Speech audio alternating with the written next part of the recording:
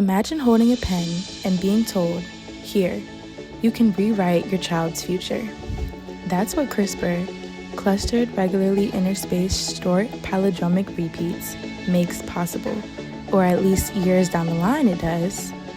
A gene editing tool so precise, it allows scientists to alter DNA as easily as cutting and pasting text. CRISPR has revolutionized medicine, offering potential cures for genetic disorders like sickle cell anemia and cystic fibrosis. Clinical trials have shown promising results, bringing hope to many. Jennifer Doudna, one of CRISPR's co-inventors, once described it as a technology with the power to cure disease and potentially reshape humanity. There are big plans for this tech. The promise is real. CRISPR has already changed lives. In 2019, Victoria Gray became the first person in the US to receive CRISPR therapy for sickle cell disease. Today, she's thriving. This isn't science fiction, it's science saving lives. From genetic blood disorders to hereditary blindness, CRISPR has opened a door to healing once thought impossible. But what happens when that door leads somewhere else? In 2018, Chinese scientist He Jiankui made headlines by announcing the birth of the world's first genetically edited babies, claiming to confer resistance to HIV. The global scientific community condemned the experiment as unethical and premature. Dr. Dagan Wells, a reproductive geneticist at the University of Oxford, expressed concerns about unintended mutations, stating, "These results really provide a warning." The backlash was swift. Nature called it ethically reckless. He was sentenced to prison. Even Francis Collins, former director of the NIH, said, "We are not ready for this. There is still a lot we haven't figured out." The greatest problem may be fear itself, says Doudna. The fear now isn't just science gone wrong. It's science reinforcing inequality. The top things to consider when discussing CRISPR are safety, prioritization, access, and engagement. Let's dive deeper. Safety. Obviously, they need to ensure that gene editing is safe for use, especially if they plan on using it in human embryos, and at a mass level at that. Specifically on the topic of implanting edited embryos in humans, it is too early to even consider because of the risks, the unknowns, and the ethical questions of altering humankind. Dr. Jonathan Lanham provides an interesting perspective on the safety of CRISPR technology. No matter how accurate or precise genetic modification/engineering becomes, and CRISPR is overrated in that respect, these scientists tend to ignore one basic reality about gene editing. Genes exist in an ecosystem, a network that is dynamic, fluid, always in flux. Any modification, no matter the technique, no matter how precise, will impact that network in some unexpected, unanticipated way that will likely result in unwanted mutations.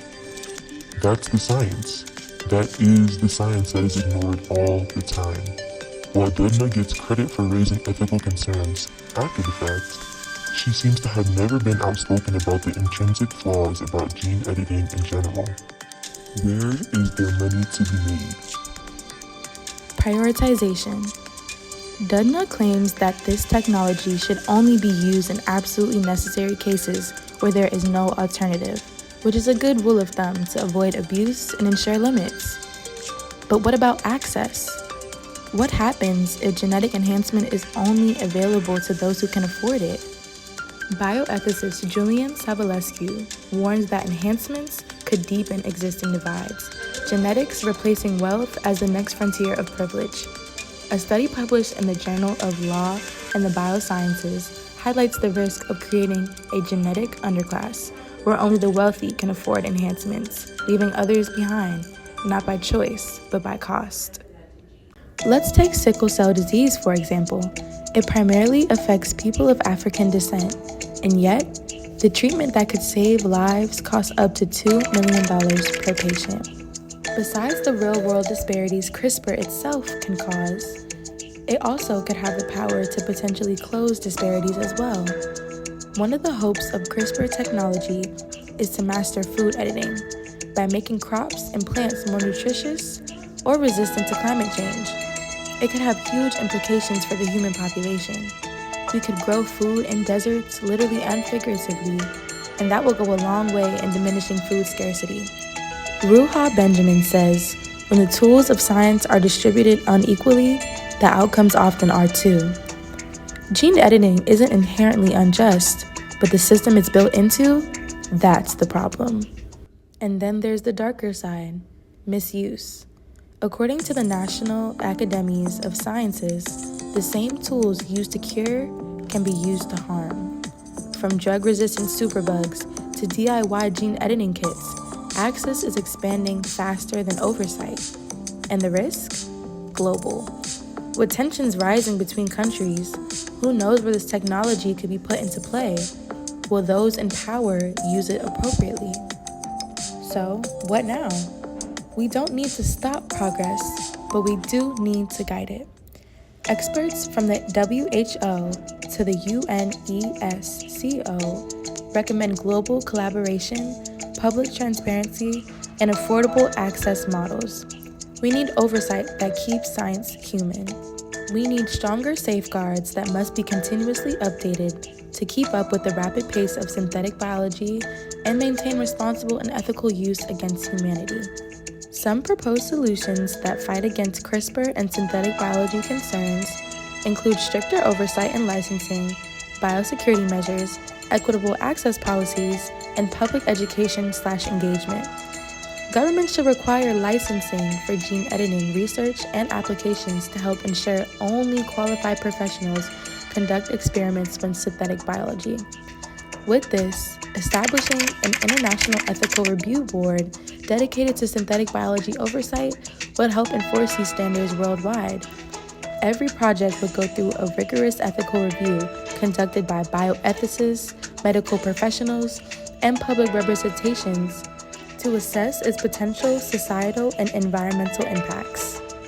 Secondly, the USGAO could enforce stricter biosecurity protocols, like regulating the sale and distribution of gene editing technologies and monitoring research activities to find potential threats.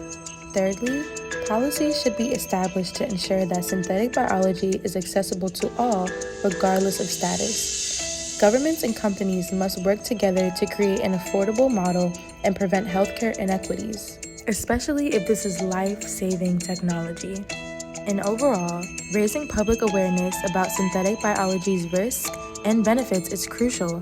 Through discussions, educational programs, and transparency in the research scientists do, can build trust with the public and also back informed decision-making in terms of medical application. As co-inventor Jennifer Doudna said, CRISPR gives us the power to reshape the future. But just because we can, doesn't mean we should. At least, not without asking who gets the benefit and who gets left behind. Our genes don't define our worth. Our choices do. Let's choose wisely.